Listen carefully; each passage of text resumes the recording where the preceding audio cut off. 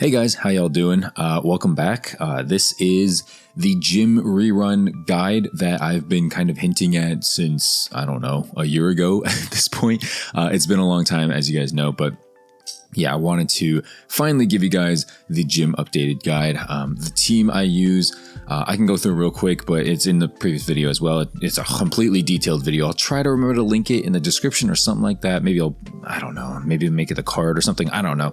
But basically, it's going to be Torkoal and Whimsicott with their own movesets, 2 Typhlosions, and then a Crocodile, which the Crocodile you should be seeing on the thumbnail.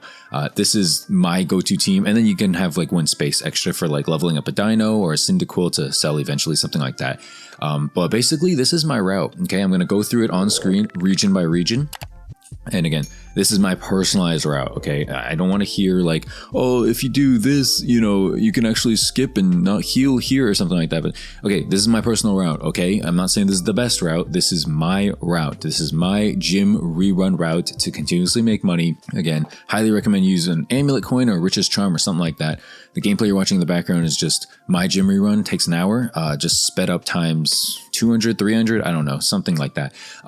Basically, I'm going to go Kanto region. Okay, here we go. We go PEWTER, CERULEAN, CELADON, SAFFRON, VERMILLION, and FUSCHIA. The order doesn't really matter, honestly. I think it's honestly better if you end in VERMILLION, but again, it doesn't really matter because I heal after every single gym in each region, okay? I know you don't have to, but I just do, okay? It's just easier that way. It doesn't take that much time. I know it takes like what?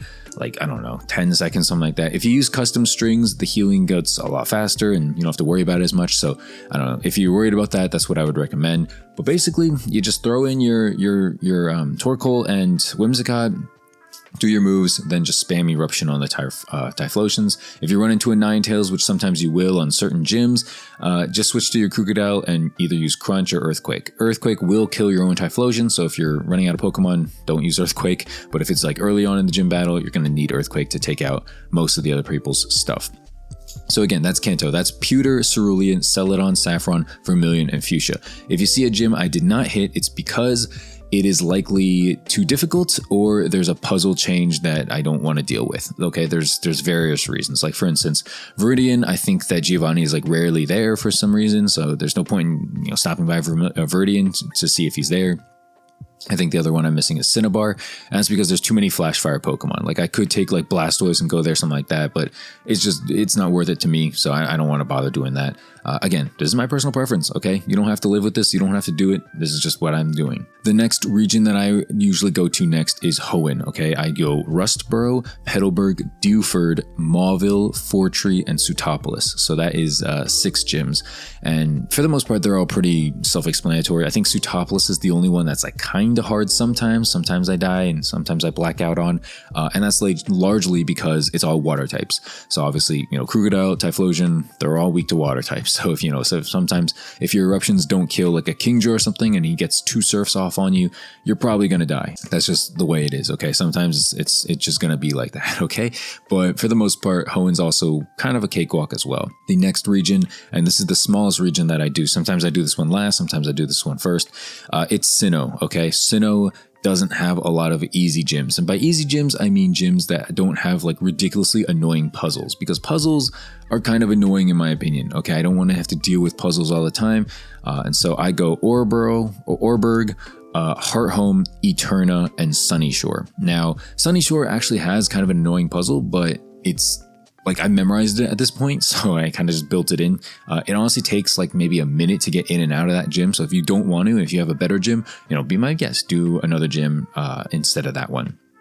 Quick note about Hearthome, it's a ghost type gym, and so there's going to be a lot of Destiny Bond spam, okay? So your Typhlosions and all that stuff is going to get wrecked a lot of the times, and sometimes I black out on that gym as well. Just putting it out there, okay? And then the last region is Unova. Well, until Johto comes out, which is hopefully soon, but Unova, okay? We're going to be running Castelia, Nacrene Striation, whatever you want to say that, and there's 2 to 3 in there, so I would recommend doing at least 2 of those since they're right next to each other. And then Nimbasa, Driftveil, Mistralton, And then lastly, Game Freak Morimoto. If you can have time, he's also in Castelia City. Kind of high risk, high reward, but for the most part, I think if you run the Typhlosion team, you should be okay with it. That's Unova, and it's honestly the most. I actually didn't notice it until now, but I actually do Unova the most and Sinnoh the least. And then I think Hoenn and Kanto, about 6 gyms each. Maybe you can squeeze in 7 on one of them if you really wanted to, but yeah, I think if you heal after every single match like what I do, this will take you pretty much the entire time. As far as run rates go, as far as like amulet coin and things like that go, you're going to be making I want to say about 225k an hour if you run amulet coin, and then I think if you run Rich's Charm, I think it goes up to like 260k at the time of the Rich's Charm right now coming in about 42k a piece. If Rich's Charms go up to like 50, 60k, then obviously it's going to become less and less worth, but yeah, at the moment I do like the Rich's Charm method. So that's kind of the gym run. Again, I don't want to say that this is gospel. I don't want to say that you can only do this if you're looking for something. If you're brand new to gym runs and you don't want to do like hella confusing gym puzzles every single time, this is what I would do. I'm gonna leave the rest of the video up because it's a 31-minute video, maybe like 20 minutes. I don't know how fast I'm gonna speed this up, but it's at least 20 minutes, and I'm not gonna talk over it the entire time, but if you wanted to skip to a certain gym and you just want to see how fast I go through it, or see what I do and kind of the run overall, have this on in the background. Probably gonna throw on some like lo-fi music in the background just so you guys can enjoy the rest of the video. But as far as the run goes, that's it, man. So hopefully the text was on screen. Hopefully this is pretty self-explanatory. If you have any questions, let me know in the comment section down below. And again, let me know what kind of videos you'd like to see. I kind of enjoy the money-making guides. I know that they're not the biggest right now, especially because people have made guides on these in the past. I do want to start developing my own money-making guides and figuring them out, but again, that's going to take time. Hopefully you enjoyed this video. If you did, leave a like, subscribe if you're new, and hopefully enjoy the rest of the video. If not, feel free to click off. Thanks so much for watching. I'll see you guys next Thursday. As always, have a good one and peace.